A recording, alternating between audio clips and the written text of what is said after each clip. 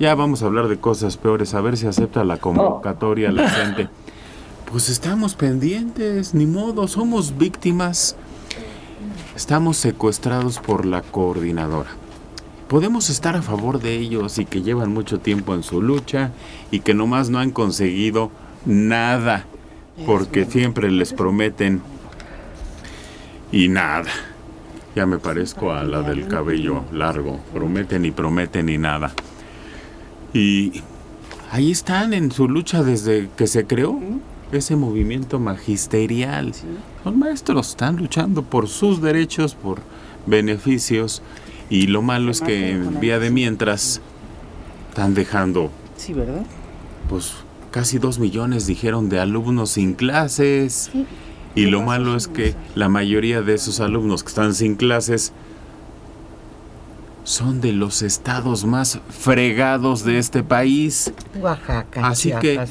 Que qué bueno que los están dejando sin clase, porque es lo que este gobierno quiere, crear migrantes que son los que mejores beneficios nos dan, no científicos, no filósofos, no más maestros, no, migrantes, que son los que mejor nos apoyan y los que nos han sacado del hoyo, listos para salir una comalada nueva.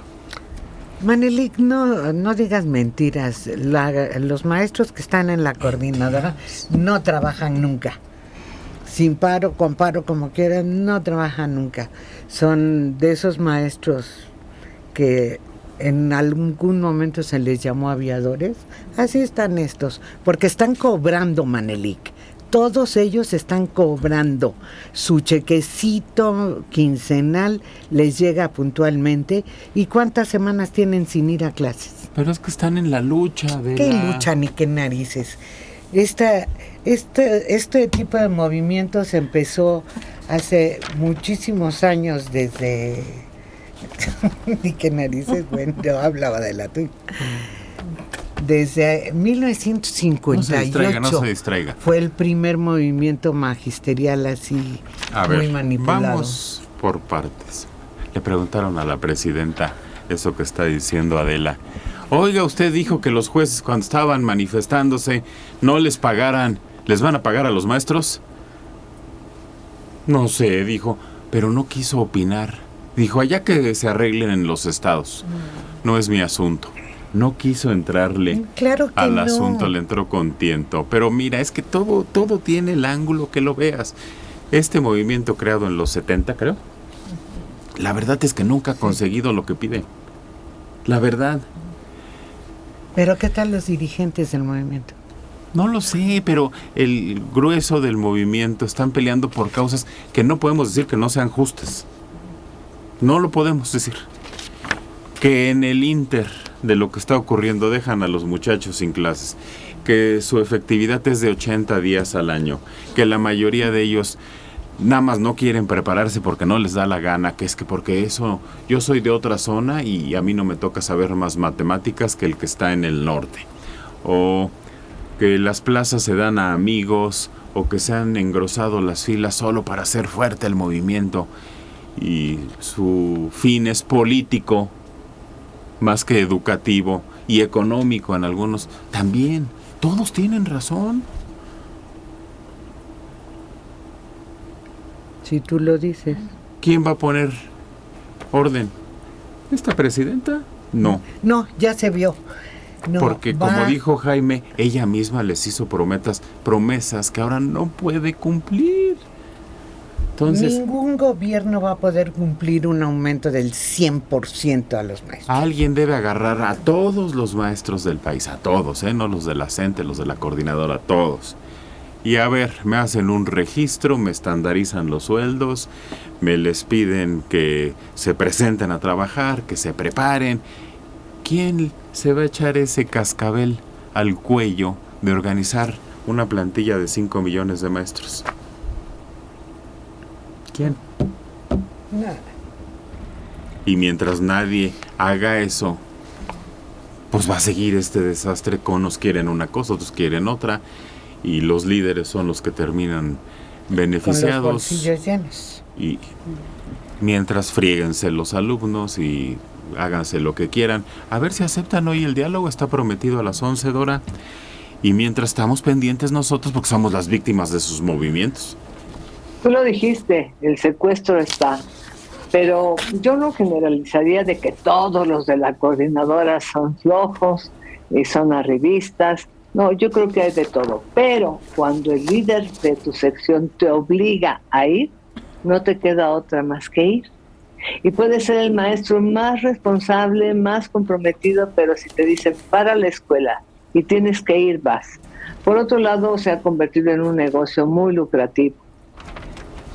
Una cosa es que cierren el acceso a los periodistas de la mañanera. Otra cosa es que cierren o que transiten por Reforma, pero lo de ayer fue suicida. Fue paralizar una ciudad y demostrar su poder y la fuerza que tienen. Porque si el gobierno hubiera querido intervenir, los hubieran encapsulado para que no avanzara, pero se distribuyeron de tal forma que no hubo manera de detenerlos.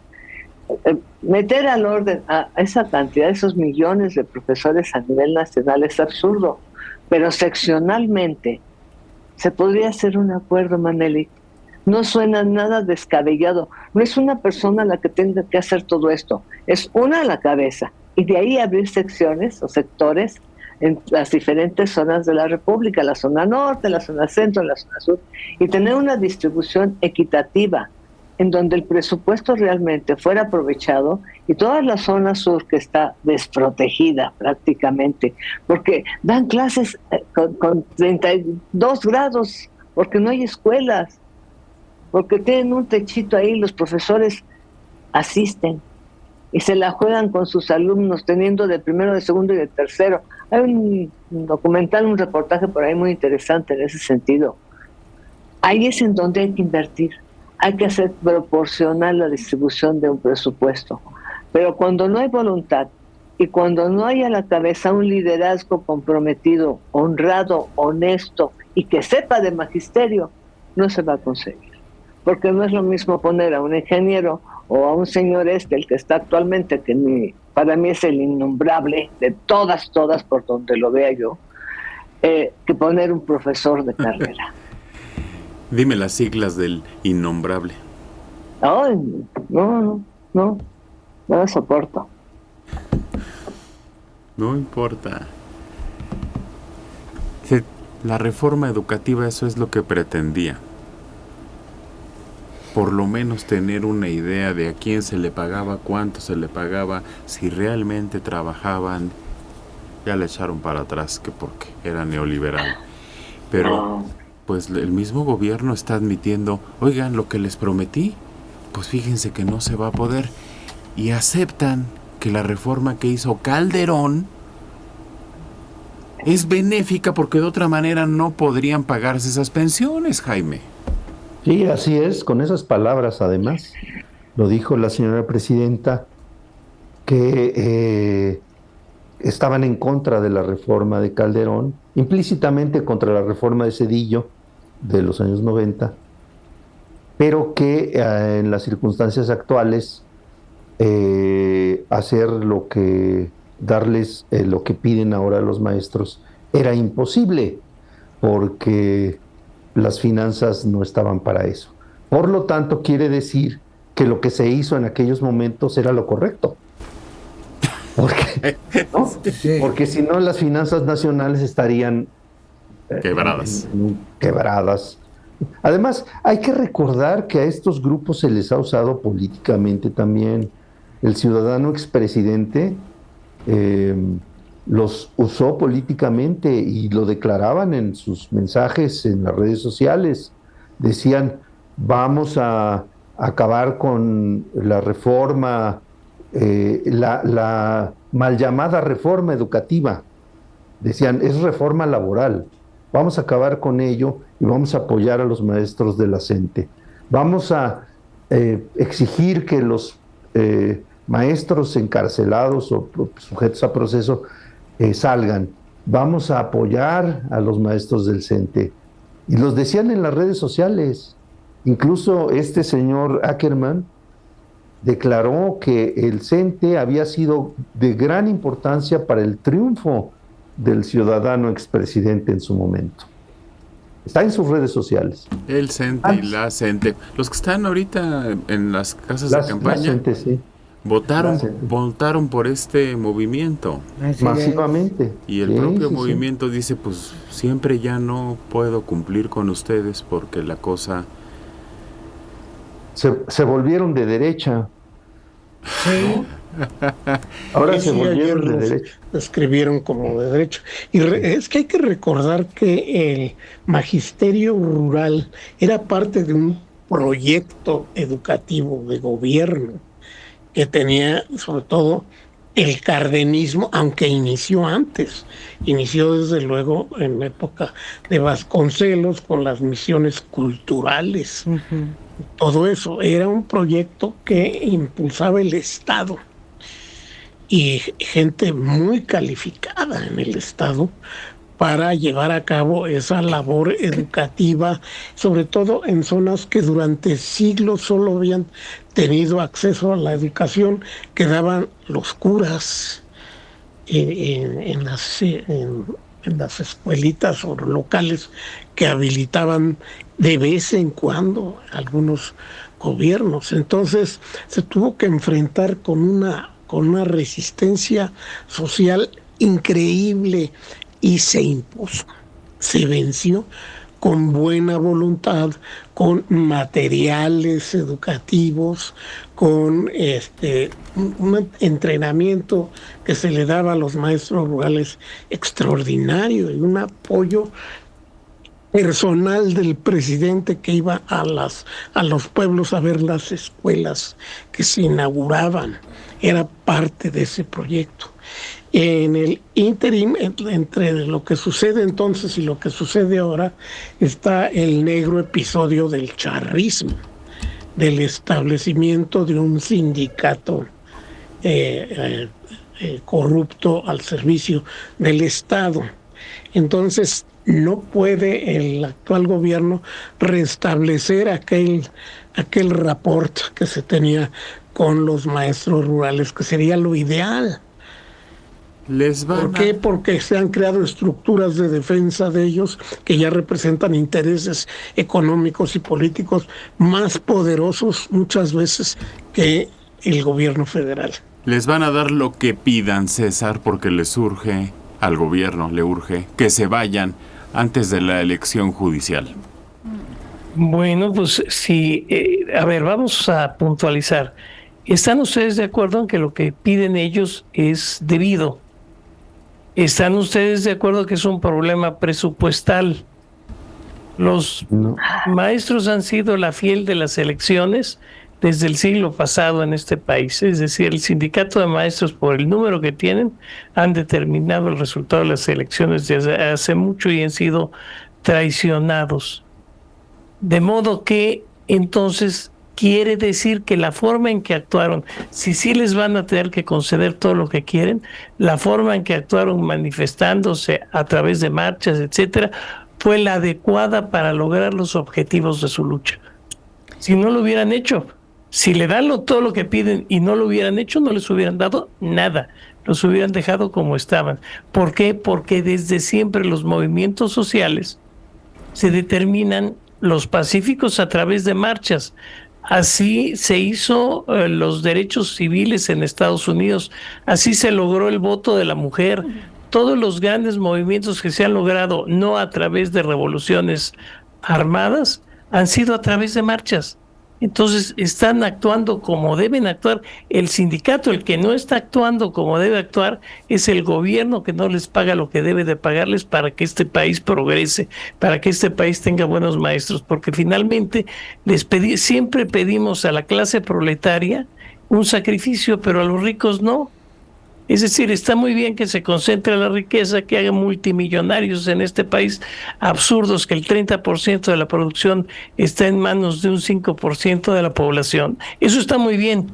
Pero que no se manifiesten los maestros, porque eso está muy mal. Ellos tienen la obligación y el apostolado de dar clases con el estómago vacío.